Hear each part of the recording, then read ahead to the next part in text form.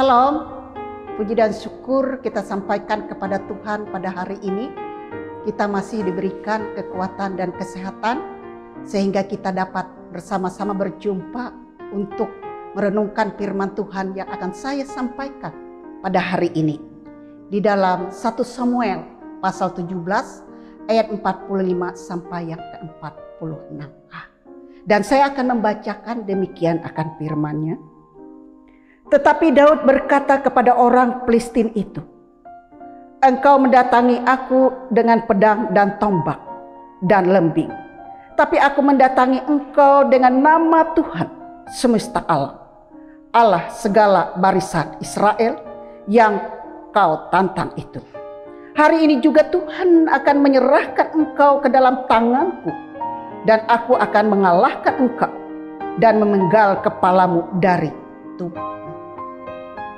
Bapak, Ibu, dan saudara-saudara yang dikasihi dalam Tuhan Yesus Kristus, dalam arti kata adalah tentang putus asa, adalah merupakan suatu kehilangan harapan dalam suatu hal dan sikap yang mudah menyerah dalam kehidupan ini. Putus asa dalam arti adalah sikap orang yang masih duniawi yang dirasakan di dalam kehidupannya. Artinya tidak memiliki pengharapan. Kalau ada masalah, kalau ada suatu persoalan, mudah ia merasakan putus asa. Dan juga tidak mau untuk menghadapi berbagai persoalan dan tantangan yang ia hadapi dalam hidupnya.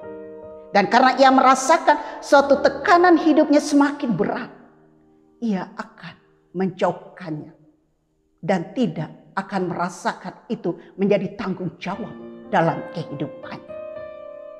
Maka oleh sebab itu putus asa seringkali akan mengakibatkan dirinya menjadi frustasi. Bisa juga terjadi pikiran-pikiran yang negatif membawa di dalam kehidupannya. Ia tidak akan merasa tenang dan ia tidak merasakan tentram dalam hidupnya. Selalu berpikir yang tidak benar di dalam hidupnya, baik tertuju kepada orang lain, bahkan kepada siapapun di antaranya.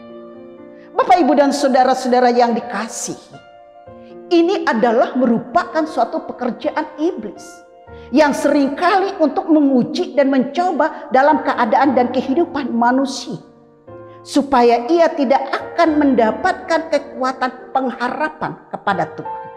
Bahkan ia akan mendapatkan diri pribadinya adalah tidak berarti. Bahkan ia akan mendapatkan suatu kehidupan putus asa dalam hidupnya sendiri. Sehingga ia merasakan dirinya tidak ada suatu pertolongan di dalam Tuhan dalam kehidupannya. Maka dengan demikian ia dikatakan meragukan. Seringkali meragukan tentang kuasa Tuhan. Itu mulai terjadi di dalam kehidupan kita manusia. Dan suka untuk menerima keadaan seperti ini mudah putus asa. Dan juga mudah tawar hati. Bahkan untuk menyerahkan kepada Tuhan. Tidak sepenuhnya dengan sesungguh hati kepada Tuhan. Ia mengatakan mungkin bahwa Allah itu tidak mampu untuk menolong dalam kehidupannya. Allah itu tidak akan menyertai di dalam kehidupannya. Tetapi hal sedemikianlah. Sebenarnya Allah itu adalah Allah yang baik. Allah yang penolong, Allah yang setia. Yang selalu menyertaikan seluruh kehidupan manusia. Tidak pernah Allah itu akan menggagalkan apapun yang akan terbaik bagi Tuhan dalam kehidupan ini. Sungguh-sungguh berjuang dan bekerja dengan sungguh-sungguh di hadapan Tuhan dalam kehidupan ini. Mari kita melihat bagaimana dikatakan tentang Daud. Ia adalah sebagai teladan yang berjuang dalam kehidupannya.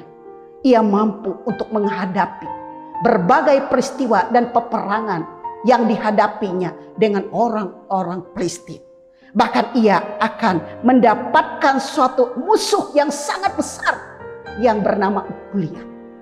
Nah, dengan cara inilah yang kita dapat menerima apa yang dilakukan oleh Daud. Ia berhadapan dengan Goliat. Tak sedikit pun merasakan takut dan gentar dalam hati Daud. Apalagi ia merasakan putus asa dalam kehidupannya. Namun dengan penuh iman kuat dan teguh, Daud siap berperang melawan orang Filistin. Bahkan kemenangan itu adalah sudah ada di hati Daud. Dan sebelum ia berperang terjadi, hal ini bisa terlihat. Dan perkataan Daud di hadapan kuliah orang Filistin itu, engkau mendatangi tombak dan lembi, tetapi aku mendatangkan engkau dengan nama Tuhan semesta Allah, segala barisan Israel yang kau tantang itu. Bapak, Ibu, dan Saudara yang dikasih dalam Tuhan kita Yesus Kristus, ia mengatakan hari ini juga Tuhan akan menyerahkan engkau ke dalam tanganku, dan aku akan mengalahkan engkau dan memenggalkan kepalamu dari tubuhmu. Sesuai dengan pembacaan kita tadi. Nah, dikatakan Daud tidak akan merasakan putus asa.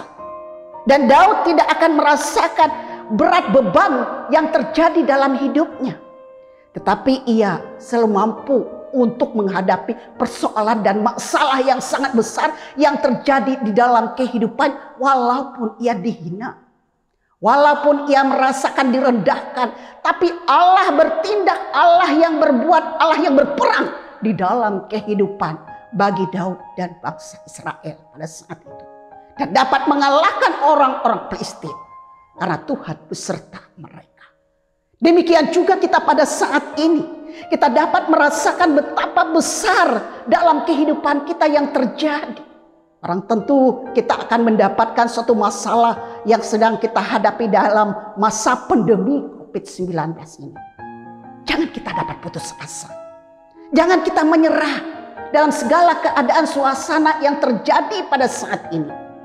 Namun kita tetaplah semangat berjuang dan serahkan semua perkara, masalah dan keadaan dan hidup kita kepada Tuhan. Karena Tuhan selalu mengasihi kita. Tuhan selalu menyayangi kita, melihat dalam perjuangan hidup kita dengan iman dan percaya kepada Tuhan. Berjuanglah kita. Tetaplah setia. Tetaplah taat dan percaya kepada Tuhan. Jangan kita mudah putus asa, bimbang dalam segala keadaan hidup, masalah, perjuangan dan hidup kita. Tekunlah dan percaya kepada Tuhan. Tuhan akan membuat kita lebih kuat di dalam pengharapan. Lebih kuat di dalam Yesus Kristus. Marilah kita terus semangat. Dan berjuanglah lebih lagi, melekatkan diri kita kepada Tuhan, dan bersama dengan Tuhan akan menghasilkan buah-buah yang berarti dalam hidup kita. Kita berguna bagi orang lain, berguna bagi Tuhan, berguna sama kita dan siapapun yang dapat mempunyai suatu harapan dalam kehidupan kita. Kita adalah menjadi buah-buah berkat yang dipakai oleh Tuhan. Berjuanglah, jangan kita mudah putus asa, jangan kita mudah menyerah. Apapun menjadi persoalan masalah hidup kita, baik di tengah usaha kita, baik dalam pekerjaan kita, baik dalam pelayanan kita dimanapun kita berada, supaya kita tidak akan mundur, kita akan merasakan apabila hal sesuatu yang terjadi dalam kehidupan kita menyerah, tapi kita tetap kuat dan tidak putus asa, selalu melakukan pekerjaan bagi Tuhan, kemuliaan bagi Tuhan, dan melayani Tuhan dan sesama kita dalam kehidupan kita. Tuhan ada di hati kita. Tuhan tidak akan membiarkan kita menjadi orang-orang yang putus asa dalam keadaan apapun. Karena orang yang benar tidak akan ditinggalkan oleh Tuhan. Amin. Mari kita berdoa. Terima kasih Bapa di surga dalam Yesus Kristus Tuhan dan Juru Selamat kami. Engkau telah menyertai dalam kehidupan kami dan menguatkan iman dan percaya kami. Engkau memberikan pengharapan, keyakinan iman supaya kami tidak akan mudah putus asa untuk menghadapi persoalan dan keadaan dan hidup kami. Sehingga kami boleh berjuang dengan iman, berjuang dengan ketekunan, keyakinan di dalam Tuhan. Tuhan ada dan berserta dalam kehidupan kami. Berkatilah kami Tuhan, supaya kami sungguh-sungguh melayani dengan kehendak dan kemuliaan dan kebesaran Tuhan di dalam kehidupan ini. Walaupun pada masa pandemi ini Tuhan, kami dalam keadaan berbagai sakit penyakit yang menimpa dalam kehidupan kami, tapi kami yakin Tuhan melawat kami. Kami boleh memerangi semuanya itu dengan iman, dan kami dapat disehatkan dan dikuatkan oleh Tuhan di dalam Yesus Kristus. di dalam Tuhan kami Yesus Kristus. Berkati dalam kehidupan kami, berkati dalam usaha dan pekerjaan kami, berkati keluarga dan anak-anak kami. Rencana kita dan harapan kami ke depannya lebih mudah, lebih baik dan sempurna sesuai seturut dengan kehendak-Mu. Dalam nama Yesus Kristus kami selalu memohon dan berdoa dan mengucap syukur. Amin.